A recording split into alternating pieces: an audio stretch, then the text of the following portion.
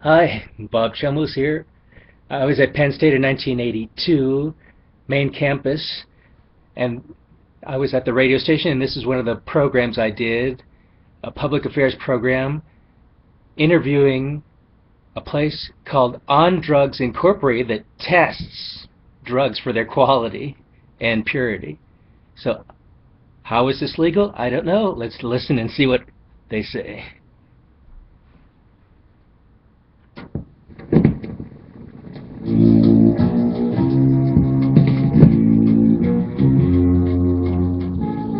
Closer Look, an in-depth look at campus and community affairs. In this program, we are taking a closer look at On Drugs Incorporated with Program Coordinator Ray Boyle. I'm Bob Chomos. Hi Ray, how are you doing? All right, Bob, how are you? You are Program Coordinator of On Drugs. What is On Drugs Incorporated? Well, On Drugs Incorporated is a private nonprofit drug and alcohol related agency, which is a county agency located here in State College. We operate a 24-hour hotline and drop-in service, which mainly is concerned with drug and alcohol issues. We also deal with some other things at times.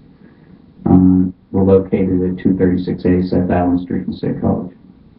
What's the phone number there? 237-5855. Right.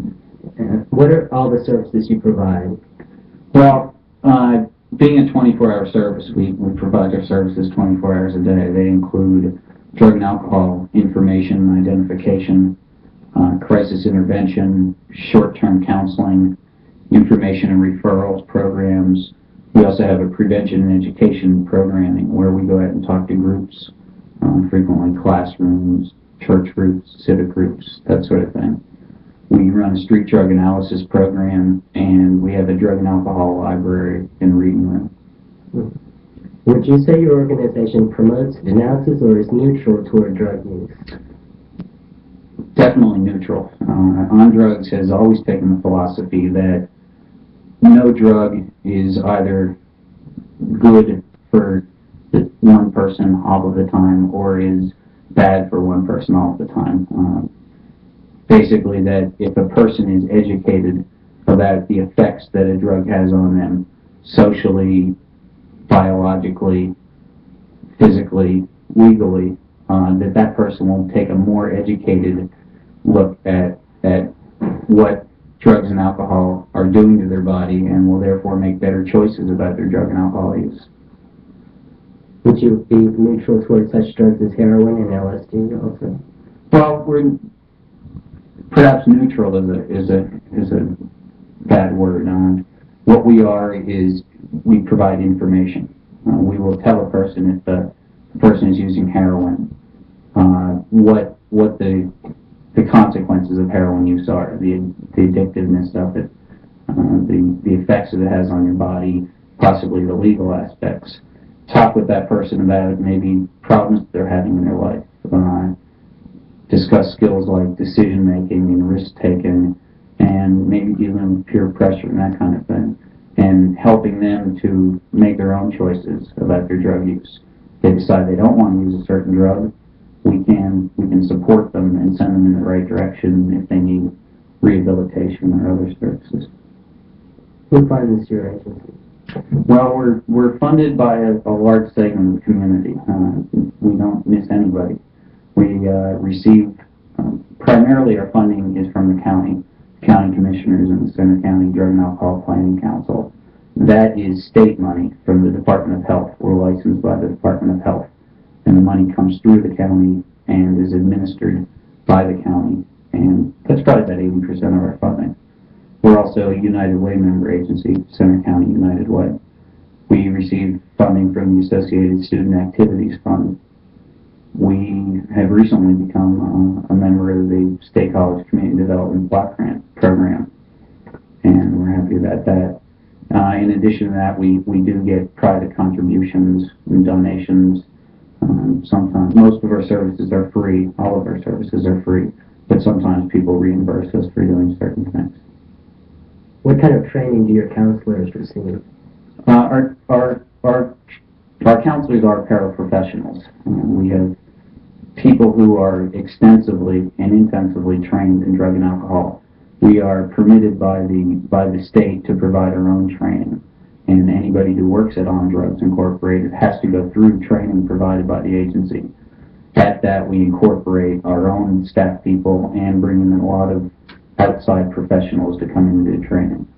And our people are trained in basically everything they'll need to know to work at the center. We know our limitations, and if something comes up that we can't handle, we quickly involve somebody else or refer them to another place. How long does that training take? Right now, the training is 8 weeks, a few nights a week. It probably requires about 300 or 400 hours of commitment. Then a person comes on as a volunteer. After that, as staff positions open up, volunteers have an opportunity to apply for staff positions. So, can anyone become a counselor? Yeah, we only run programs usually once a year, training programs, and we're always looking for volunteers and keeping a list of people who are interested in being volunteers at On Drugs. Have you noticed a decline in drug use since your organization started in 1970? I think I haven't been around since 1970, so I haven't personally noticed a decline. I think that overall the agency has seen not so much a decline in drug use, but a more sophisticated drug user. People are more aware of what drugs involve and alcohol, and are therefore calling up for different types of situations for information or for support rather than seeing a lot of drug use. Our services over the past few years have not declined substantially, but also not increased a real lot. As far as how much drug use is going on, I don't think there's a different type of drug use. Quality, not quantity, I suppose. What have they switched to?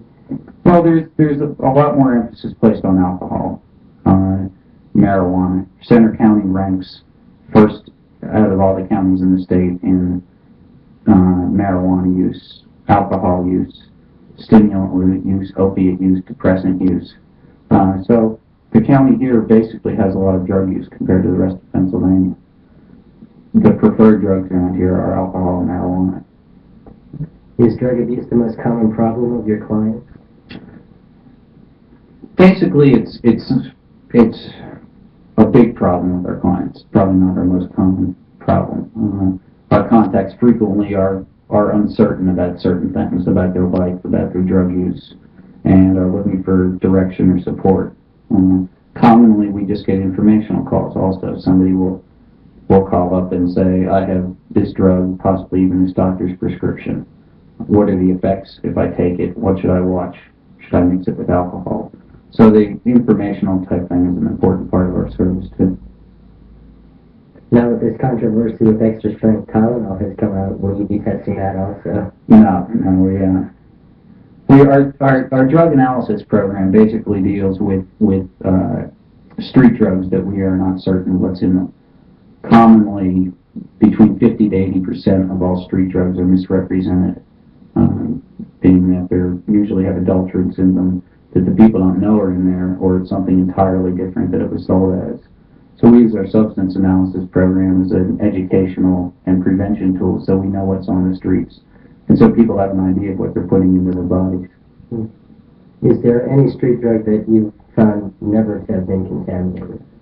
Never to have been contaminated. Well, there are frequently some drugs that are never represented as they are. For instance, THC or mescaline. There really aren't THC or mescaline available on the street. It's usually PCP or LSD or something. LSD is frequently represented as it is. It might vary in strengths, but most of your other street drugs, cocaine, even marijuana, and depressants and stimulants, especially the lookalike stimulants now, commonly don't have anything in them that people think have in them. Are most of your clients not students? Right. Last year, about 30 to 35% of our clients were students. Now, of course, all of our services are confidential, so we don't have a strict guide to tell us if people are students or non-students. But I'd say about 30% of our students are identified, or of our clients are identified as students. Okay, Ray, thank you for joining us on Closer Look. Thanks, Bob. In this program, we have taken a closer look at On Drugs Incorporated with Program Coordinator Ray Boyle. Tune in next time for a closer look. I'm Bob Chomos.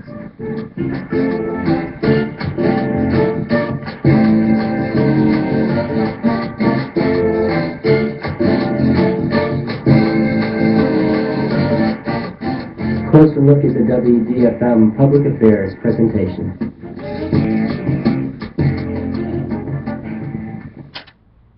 As far as I know, that program is no longer in existence. Unable to find it anywhere on Google or anything. Anyway, thanks for listening.